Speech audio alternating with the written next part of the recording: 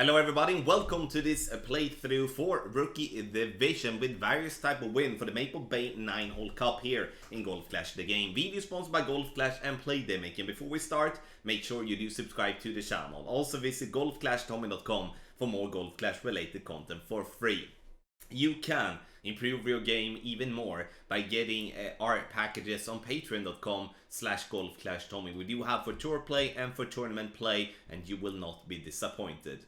In this playthrough, you will see videos with the correct side spin value. I've been playing the practice area, or like the practice arena, to give you high quality videos even now before the tournament starts. Make sure to follow the info box on the right hand side to get the club distance, the elevation adjustment, the ball and club type I do suggest you to play with. You don't have to follow what I do suggest, but there is always a plan behind it.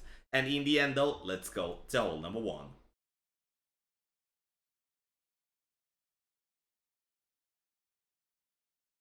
So let's go. We start off with, as already said, hole number 1. We're gonna play right side, and I'm gonna play a navigator here because when we do have crosswind or tailwind, we do not need to play with anything else than a power 1 ball. Using the yellow ring to the right to be just by the bunker, and ball guideline to go approximately half a ring above the second bunker, you know, the bunker that is on top of your target. 1 bar side spin to the right. Top spin is going to vary, but it's going to be somewhere between 3 to 5 bars of top spin. The most important part is though that you make sure to add the top spin that you get enough so you see the ball guideline to be approximately half a ring above the bunker. Adjustment maximum distance plus 10. I'm also adding a little bit of curl to the right just to make sure that we compensate for the wind push that we're going to have with this particular wind. In a straight tailwind or a headwind, I'm not sure that we will be using any curl, as with the crosswind it will push the ball more left or more right, and therefore the curl could be an incentive to use if you do want to have a little bit better control. Second shot, I do play with the thorn, and here I'm looking for a flat spot. There is a slight slope there in the center of the fairway, and I bet that the game makers have given that to us to complicate this shot a little bit more. Medium distance is where we are approximately, and I'm gonna use 10% elevation for this shot as well. 1 bar side spin to the right and trying to aim directly at the pin using no backspin or no topspin. And obviously when we do play with a thorn level 5, we do not have a good ball guideline, and therefore it's going to be very difficult for us to estimate exactly where the ball guideline is supposed to be. So it's gonna have to be a little bit guesswork, and it's very easy to do what we're doing here. Go a little short, go a little right, but at the same time, you know, you see the trick and you see the way that we do want to play on hole number 1, and I do believe regardless on what wind we're having and regardless what clubs we're having, this will be a good chance for an eagle.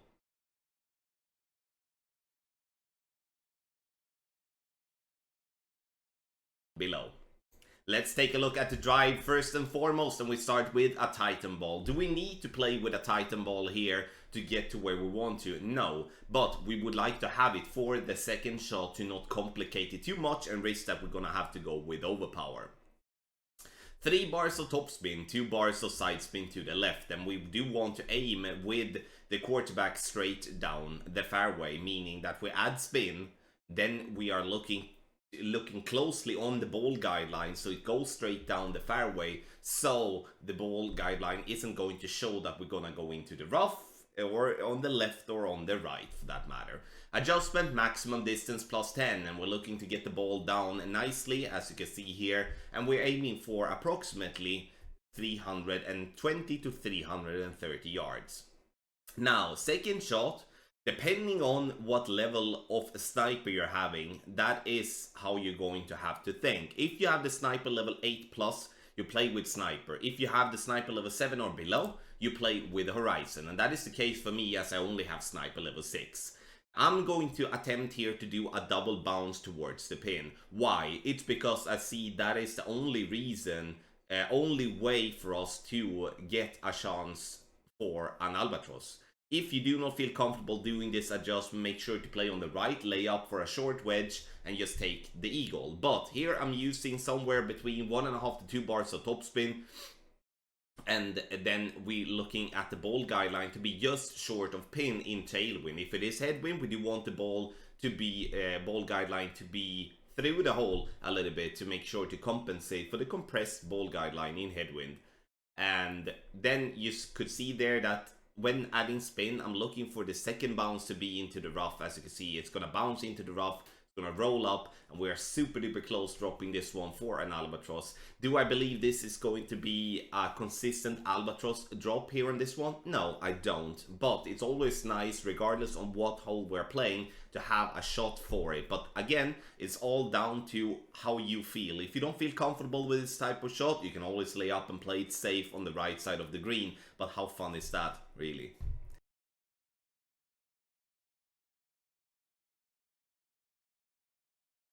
For hole number 3, I will give you 2 options. First, we're gonna start with the more conservative option where we're gonna play on the left. I would say that this option is not that hole-in-one friendly, meaning that it's not that you're gonna drop this shot more than what you're gonna do drop the other version that I will show you. Top of the red ring by the edge of the rough, 3 bars of side spin to the right and 1.5 bar of a backspin. I do play medium distance plus 10% here for this shot, and we will then take our shot, obviously. Perfect ball. And the ball bounces nicely on the fairway, and we get up here, and we are coming in a little bit too hot here for the ball to stop. Maybe if we hit the pin, we would be having the ball to drop for a hole-in-one, but we came in a bit too hot. So 3 bars of side spin to the right, 1.8 to 2 bars of backspin would be a better adjustment there, and keep the same as we're doing otherwise. So, but the better way, according to myself, is the one that's gonna come now. For the more aggressive option, we're gonna play 1.5 bar top spin, 2 bars of side spin to the left, and we're gonna go for a rough bump. You can see that the yellow ring should be slightly overlapping the rough with the ball guideline pointing to the hole and not going to be at the hole. That is very important because then it will come in too hot and then it's gonna bounce at the pin and then fall away. Maximum distance plus 10 is what we're doing here, and you can see that I'm using a quasar in this case to keep it, you know, low level type of balls, but also keep it free to play. It's gonna bounce nicely into the rough, and we like how the camera angle turns around, and we drop that one left side of the cup. I do believe the rough bump is definitely going to be superior to the other option for basically one reason. That is the ball guideline. When we play with lower level clubs, we will not be having a good ball guideline, and therefore playing on the left, we don't really know if we are aiming at the pin or a little bit too much right or a little bit too much left. But with the rough bump, we can actually aim at the pin regardless on what level you have on your club. But make sure, if you do not have a good ball guideline, like here with the backbone, I do have less than 4.0 ball guideline, then we need to leave the ball guideline short, otherwise we will come in too hot.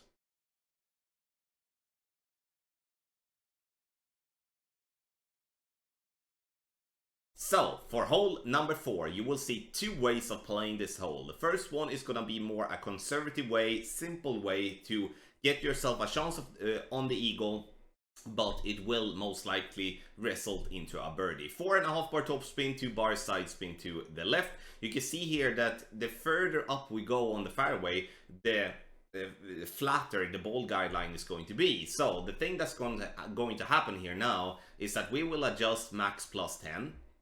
And then we will see it as that this ball will have the second bounce clipped by the rough. And that is honestly what I'm planning to do, because that will actually give me to a nice and firm spot. Bounces on the fairway, into the rough, and then it rolls out on the other fairway. We're gonna get into around 270 yards.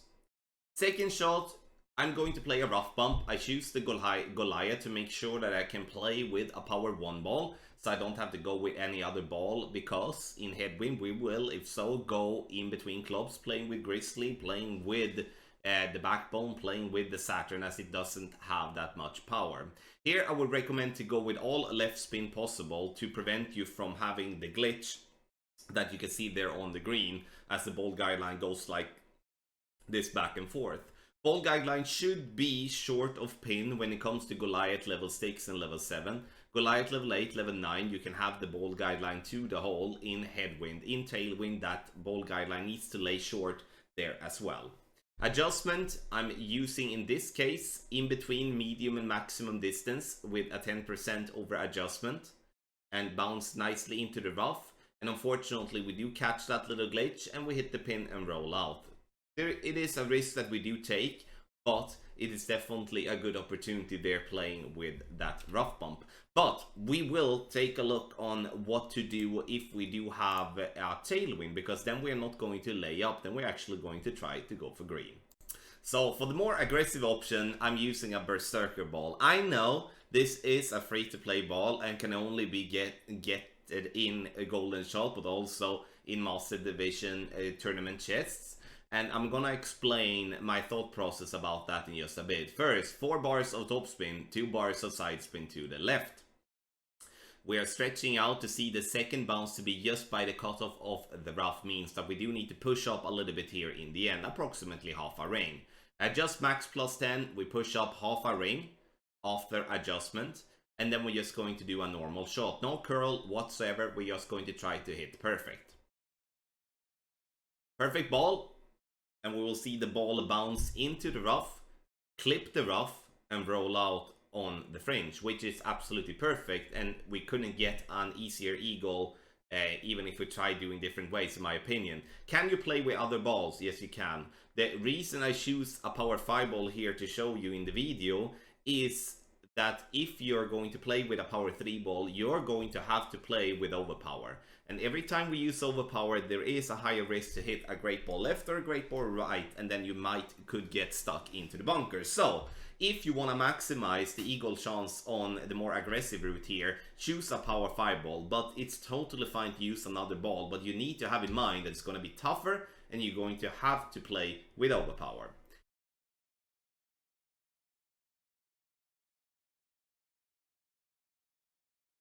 So let's take a look, and we're gonna start with the drive. Here, I do want us to play with a Titan ball minimum, meaning power 3 ball minimum, right?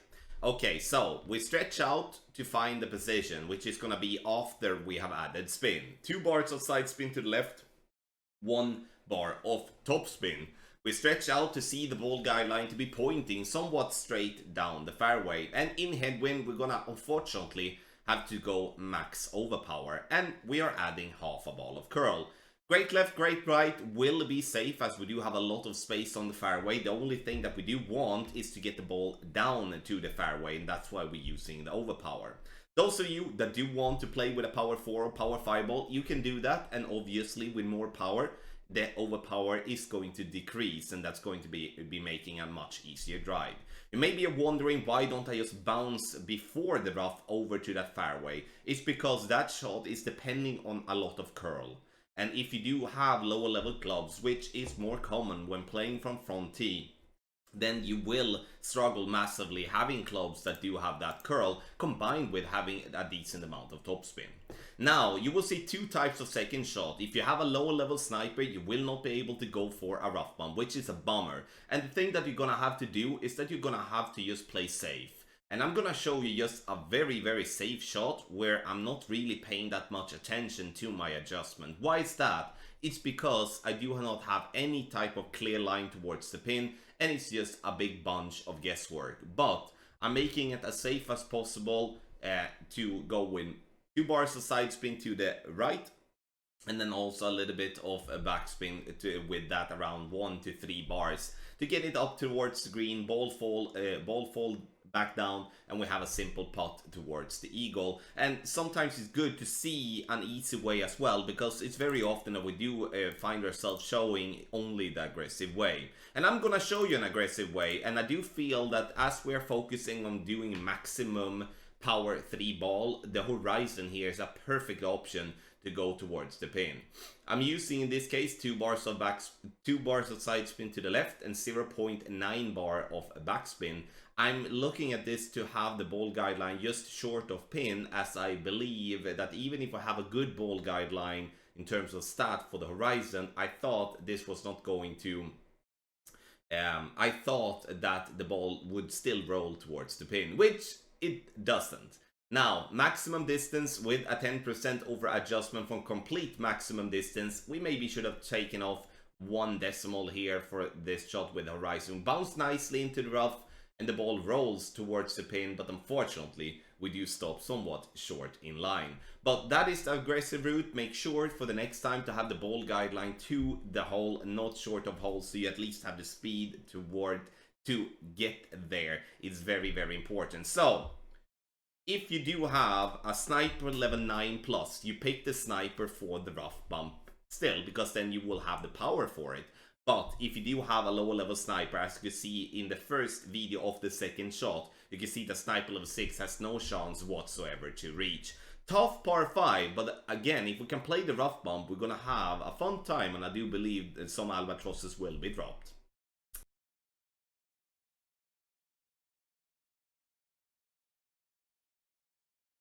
So let's take a look at hole number 6, and we will be going for a rough bump. Why? It's because you cannot compare any other route with the rough bump in terms of how likely you can get the hole in one. We're using 1 bar of side spin to the right, and we will be using 2 bars of backspin. Top of the yellow ring by the edge of the rough, ball guideline slightly through the hole. I'm playing with a power 1 ball here and navigator to make sure that I will not go in between clubs if I do have tailwind. Adjustment is going to be minimum distance with a 20% over adjustment is what we're going to do. Once that is done, we are obviously going to but we're going to take our shot. Perfect ball! And we see the ball bouncing into the rough. Lovely speed is lovely. Direction, not so lovely. And we barely miss on the left there. So we definitely need to correct that and do approximately 1 or 2 decimals less in terms of adjustment there, according to the video. In the end though, this is a bonus if you drop this one, I must say. This is a tough par 3, but once again, the rough bump is definitely superior any other type of route on this hole.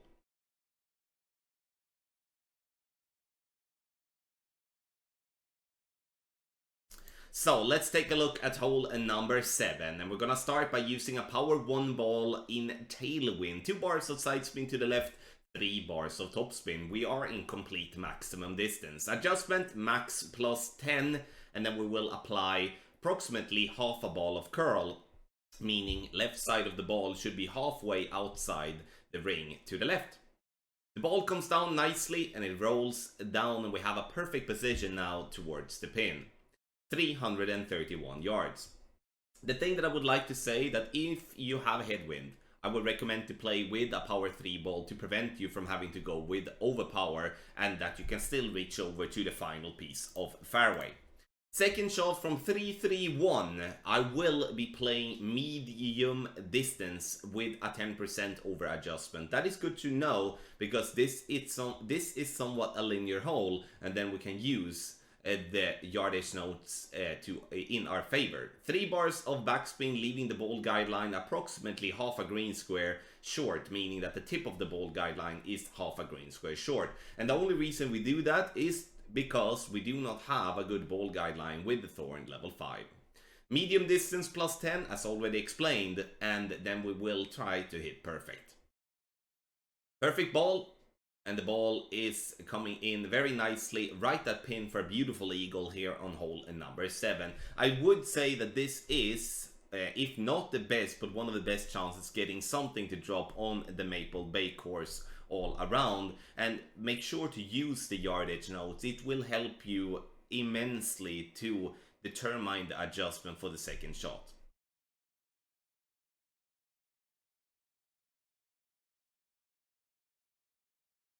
So we will take a look here. We will be playing with a quasar ball, as I do want us to play with 2 bars of side spin. 2 bars of side spin, 2 bars of backspin, bottom of the red ring by the bunker. And you can see there that the ball guideline having the second bounce in between the bright and the dark green square row to be 1 green square row to the right of the pin.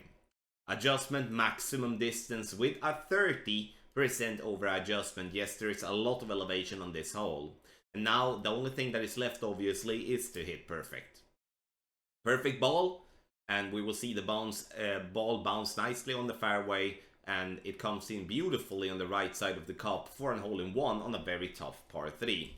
The reason I do believe this par 3 is tough, or like tougher than general, is because we will normally play with a ball guideline that is not above 4.0, which means that we're going to have to guess a little bit in terms of how the rollout is going to be. Now we do have the second bounce that we can try to replicate, but it's still not going to be as good as if we do have, let's say, a maxed out Grizzly or a B52, where we can have the ball guideline to the pin and base our adjustment on that. However, though, this is once again a tough par 3, and if we can get ourselves close and drop it a couple of times, I'm going to be very pleased.